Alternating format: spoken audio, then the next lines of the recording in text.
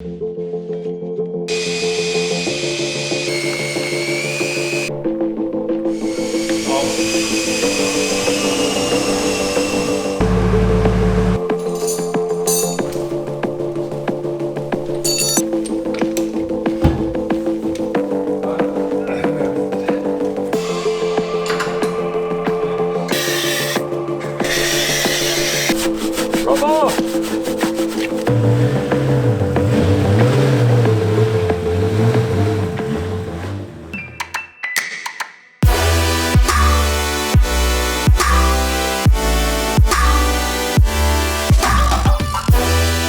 back guys to the channel. Today I'm going to show you a little bit about what kind of work we do to the CLK before every event.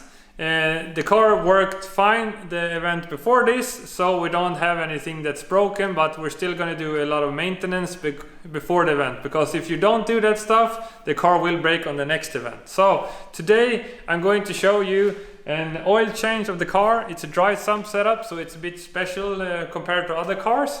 And also we're going to do a full bolt check on the car, and then we're going to drop it on the ground and get it outside and give it a good wash.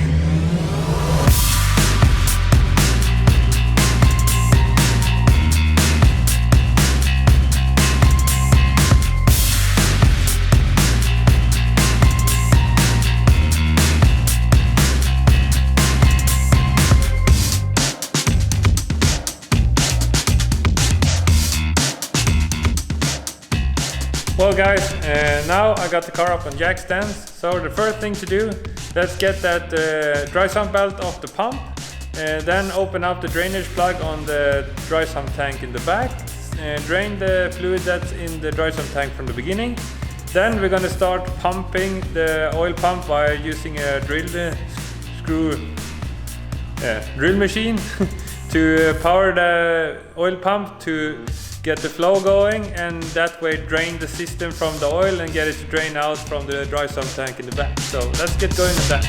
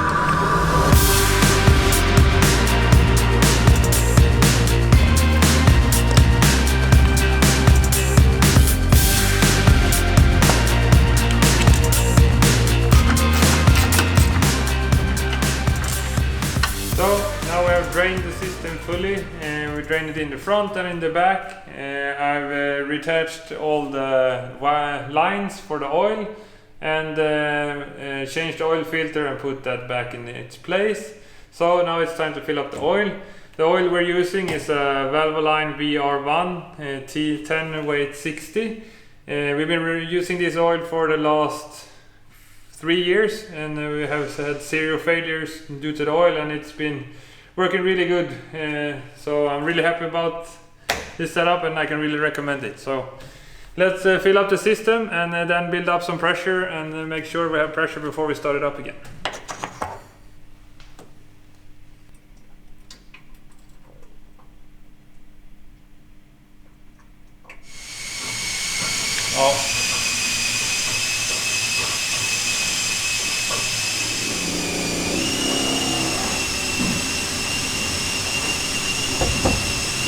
Start.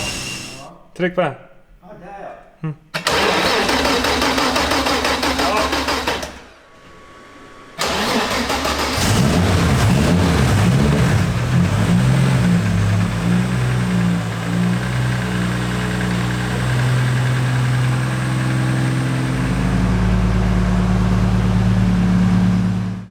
Alright guys, that's the oil change pretty much wrapped up. As you can see, oil change on a dry sump system is definitely more work than a wet sump system. So there's some bad and some good things about a dry sump system, and I can really recommend it when it's working, but I can also tell you that it's a really long road of getting one of these systems to work when you're building it by yourself, because I didn't know much about it when I started. And now I know quite a lot, because I have probably done almost every single mistake you can do when building a system like this. But now that it works, I'm really glad I did this road, because now I feel really confident about the lubrication system, and I rarely have to worry about oil on the car. So I'm really happy about that. So that's pretty much it regarding the oil system. Now we're moving on to a bolt check. This is something that we do before the event and also during the race weekends. But so the thing we're going to do now is we're going to do a complete bolt check on the rear suspension and on the front suspension. So let's get going on that stuff.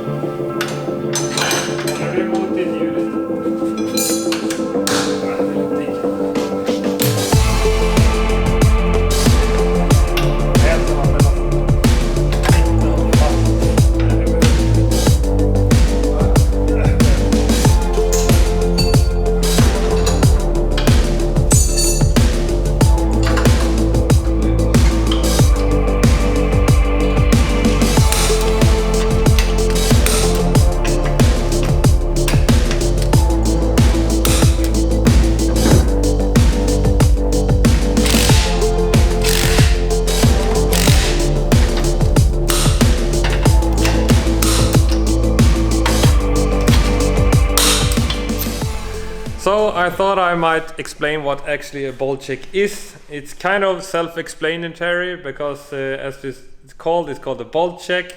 We check all of the bolts that are connected to the suspension. So we check everything from the suspension arms to the coilover to the subframe to the knuckles, everything that you can think of that are in the suspension. We make sure it's tight, nothing has come loose, and it hasn't broken. So one of the key points that I want to point out is that if we start with the wheels, we always torque the wheels to spec with using a torque wrench. This will help you get rid of the possibility of losing your wheel on the track to a minimum at least. It may be not completely bulletproof, but it will make sure that it's less likely to happen, because a lot of people are probably, if they're not using a torque wrench to say, they will over torque the wheels, and this will in the end hurt the bolts and the nuts that hold the wheel in place, and in the end this will make them break off when you're out on track. And losing a wheel at high speed may be catastrophic for the suspension and the bodywork of the car, and that's nothing that we want to have happen to the car. So make sure to take that tip into consideration. Buying an expensive torque wrench might save you money in the long run if you actually do it.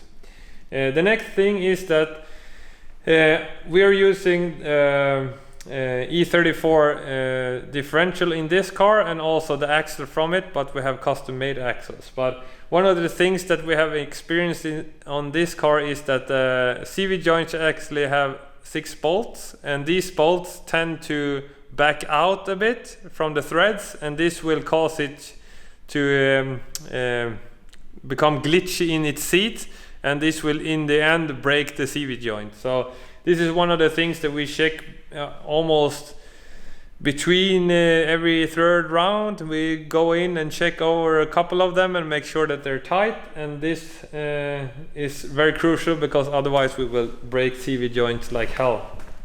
We check them both in and outside. Then we also check the bolts that holds the differential and make sure everything is tight and good there, and also the prop shaft is connected to the differential. We also check those bolts. When it comes to the front suspension, we also check over everything that's connected to the wheel hub. We check over the brake caliper here, and of course we check it in the back as well, because that's almost used even more because of the hydraulic handbrake. It's very important because it's like on and off a lot, and it might get the bolts to back out a bit, so we'll also check that. Then we check the top mount and everything that's connected to the wheel hub, like the lower control arm, and also check the subframe in the front, and then we also check the steering rack to make sure nothing has come loose there, and everything that's combined with the steering, I guess. Then we also check the engine mounts from every now and then, because we have actually experienced that the engine mounts has vibrated out a bit, and this caused the engine to move. This can be very expensive because that would hurt the pressure piping system. It might might cause the engine to move, so the belts get hurt, and that would cause us to lose the lubrication of the engine, and that would be bad. So we check that, and also the gearbox mount to make sure nothing comes loose there as well. Every now and then we also check the gear linkage for the gearbox, because if we have bad uniballs there, that will cause us to destroy the dog rings a bit faster into the dog box, and that's nothing that you want, because that's pretty expensive, and we try to keep that as a minimum. So yeah, that's quite briefly a little bit about what the bolt check actually means. And this is something that you have to do consistently, because the car vibrates, it shakes, it hits curbs and everything wants to come loose. Every guy who's been to a lot of track days know this. So yeah, that means the car is done with the bolt check.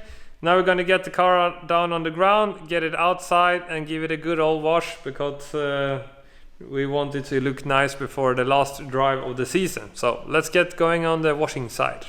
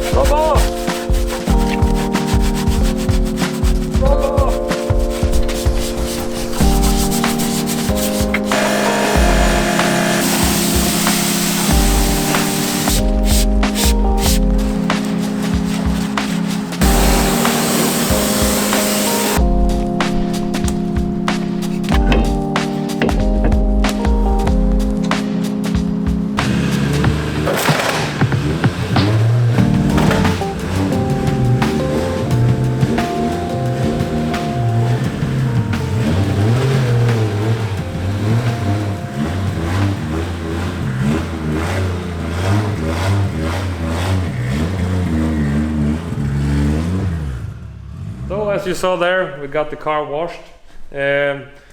how deeply we wash the car depends definitely on how much tires we've been working through, and how much event, maybe how much crashes and other body work that might have been damaged during the runs.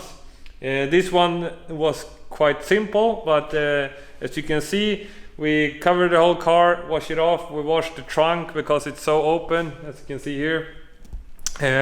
We also lift it up on each side and spray out all of the rubber that's been left in the wheel wells, and also try to keep the windows clean, and also give all the rims a good wash, because we have white rims. It's definitely hard to maintain, but thanks to Car Care Products Extreme Wheel Wash, the new one, I'm blessed to have them supporting me, because without their wheel clean, I would be cleaning wheels forever, because that actually changed a lot of time for us, because it could take us maybe 15 minutes to get these wheels clean, but with the new one, you spray it on, let it sink in, just wipe it off with a sponge, and then blow it off with a pressure washer, and it's clean.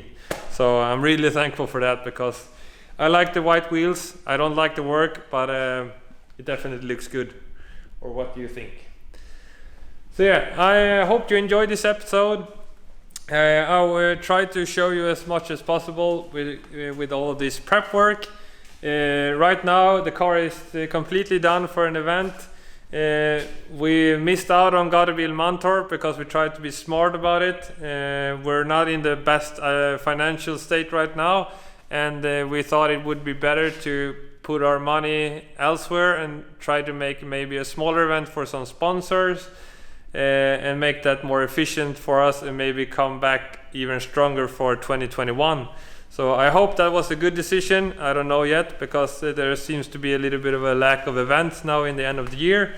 But yeah, we're probably gonna get something done here in the end of October or in the beginning of November. But after that, we're gonna, or as I would say, as soon as we know, you will know, and we will try to do our best to cover that event as well as possible.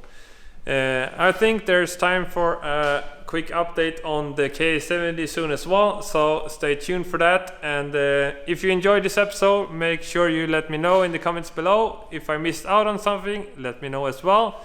And I hope you are doing well out there, and talk to you soon. Subscribe. Have a good one. Bye.